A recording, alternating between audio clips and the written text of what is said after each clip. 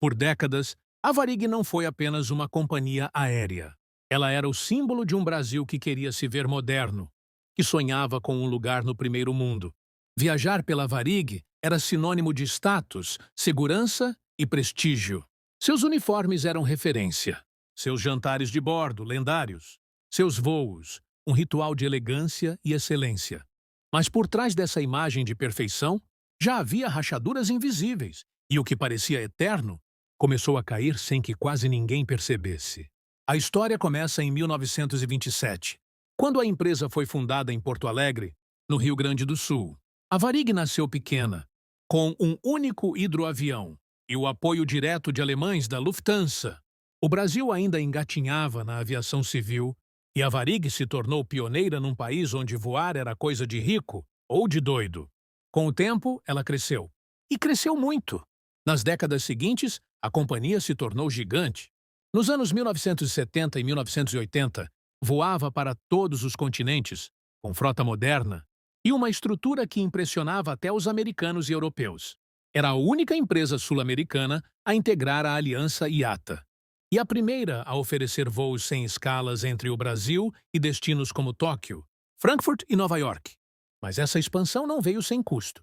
E aqui começa o que ninguém queria ver: a cultura da megalomania, do crescimento a qualquer preço. A Varig era, na prática, uma empresa estatal disfarçada de privada. Contava com apoio do governo, voava mesmo para rotas deficitárias por ordem política e bancava custos altíssimos para manter a imagem de companhia de classe mundial.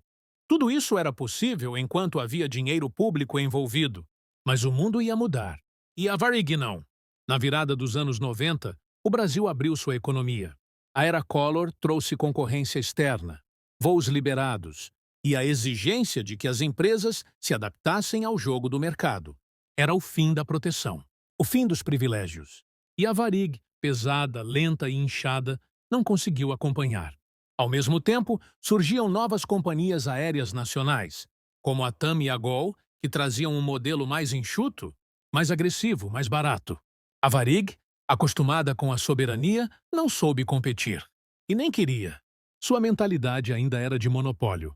Seus executivos achavam que era uma fase e que os clientes voltariam, mas não voltaram. E aí vem o detalhe que poucos comentam. O Estado brasileiro foi se retirando. Aquela que sempre foi sustentada com favores políticos e financeiros, agora estava sozinha. E quando precisou de socorro, o mesmo governo que por décadas usou a Varig como vitrine virou as costas.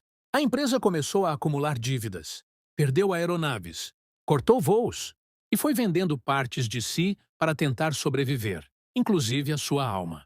O momento em que a Varig tentou se reinventar e fracassou, como suas dívidas viraram uma bola de neve, e porque até hoje milhares de ex-funcionários vivem no limbo jurídico de uma empresa que já não existe mais. No início dos anos 2000, a Varig já não era mais a mesma. O brilho dos seus voos internacionais dava lugar a relatos de atrasos, cortes e cancelamentos em massa. Suas aeronaves ainda circulavam, mas eram sombras do que já foram.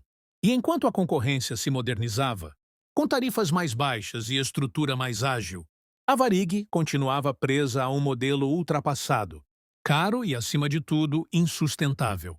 Em 2005, a dívida da empresa ultrapassava 7 bilhões de reais. Entre impostos não pagos, taxas aeroportuárias, empréstimos e dívidas trabalhistas, a conta não fechava.